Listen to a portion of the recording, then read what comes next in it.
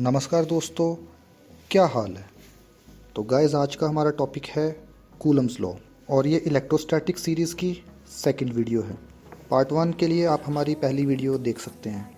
इस वीडियो में हमने कूलम्स लॉ और ओम्स लॉ के बारे में बात करी है और कूलम्स लॉ और ओम्स लॉ को हमने इन डेप्थ समझाने की कोशिश करी है।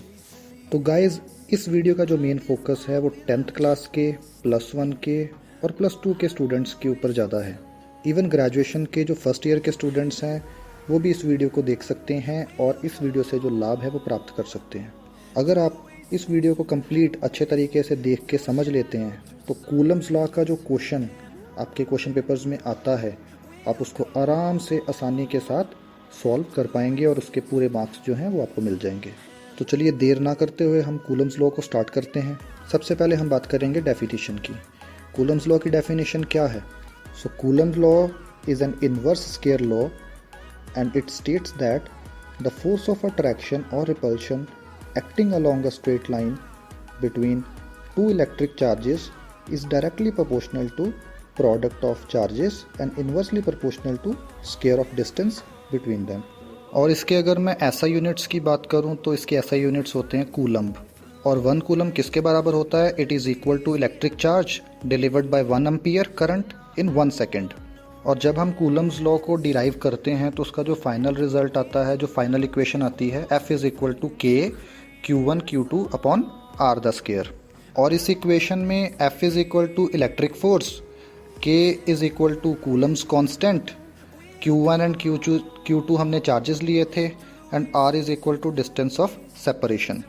कूलम्स लॉ की डेरिवेशन आपकी स्क्रीन पर। F is directly proportional to Q1 Q2 upon R square. अगर हम प्रोपोर्शनलिटी साइन को रिमूव करते हैं तो हमें K लगाना पड़ेगा, जिसको हम कूलम्स कांस्टेंट कहते हैं। और इसकी वैल्यू जो है वो डिपेंड करती है permittivity of a medium. Permittivity क्या होती है? कितना करंट, कितना चार्ज वो अपने अंदर में से परमिट करता है कि वो फ्लो कर सके। और the value of K is given by K is equal to 1/4 pi epsilon naught 0, जहाँ पे epsilon naught is permittivity of vacuum.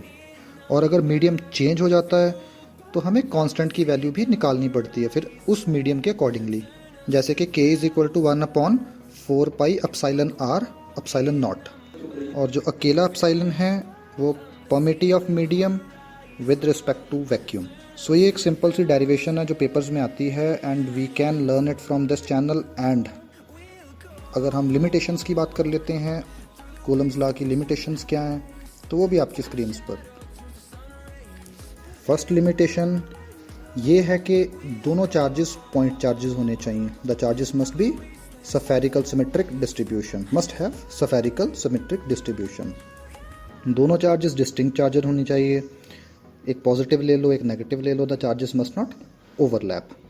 सबसे इंपॉर्टेंट बात यह है कि ये स्टेशनरी होने चाहिए, नॉट मूविंग चार्जेस। चार्जेस में भी डिफरेंस है, एक मूविंग चार्जेस होते हैं, एक स्टेशनरी चार्जेस होते हैं। So the charges must be stationary with respect to non accelerating frame of reference. तो ये था गाइस हमारा कूलम्स लॉ। गाइस, अगर इस वीडियो को देख के अगर हम इतना भी सीख के पेपर में इतना भी लिख लेते हैं तो अगर 5 नंबर का क्वेश्चन है तो आपको 5 में से 5 नंबर मिल जाएंगे। ये हम BSc फर्स्ट ईयर स्टूडेंट्स भी इस वीडियो को देख सकते हैं, +1 +2 के लिए तो ये है ही। अब आते हैं ओम्स लॉ के ऊपर। ओम लॉ क्या कहता है? गाइस, ये बहुत ही इंपॉर्टेंट क्वेश्चंस हैं जो पेपर में 95% है कि आएंगे ही आएंगे। इन दोनों में से एक क्वेश्चन तो आएगा ही आएगा, कभी कभी दोनों भी आ जाते हैं। ओम्स लॉ की बात करें, इसकी डेफिनेशन क्या है जो हमें पढ़ाई जाती है? If all the physical conditions remain same like temperature, Ohm's law state that the voltage across the conductor is directly proportional to current flowing through it. और अगर इसको हम थोड़ा सा सिंपल कर देते हैं, सिंपल लैंग्वेज में अगर हम बात करें, hence in a simple language we can say that according to Ohm's law, current flowing through a conductor is directly proportional to voltage across the circuit। और इसकी इक्वेशन क्या है? V is equal to IR। R वहाँ पे resistance है, voltage V is equal to voltage applied and I is equal to current flowing through electric circuit। अब हम vector form of law, Ohm's law भी बात कर लेते हैं, क्योंकि ये दो टाइप्स में आ जाता है कभी कभी, वेक्टर फॉर्म में, एक नॉर्मल फॉर्म में, तो ज़्यादा डिफरेंस नहीं है। The relationship between current and voltage is established by Ohm's law and vector form is as below, जैसे आपकी स्क्रीन पर। J is equal to omega E, जहाँ पे J is equal to current density vector, E is equal to electric field vector and omega is conductivity of an material. At last guys मैं यही कहूँगा, please subscribe कर लो 10th +1 और +2 वालों को। मैं यही कहना चाहता हूँ कि बातों ही बातों में मैं सारा सिलेबस आपको कवर करवा दूँगा और आप फर्स्ट डिवीज़न में अच्छे नंबर लेके अपने सब्जेक्ट में पास होंगे। Thank you very much for your support.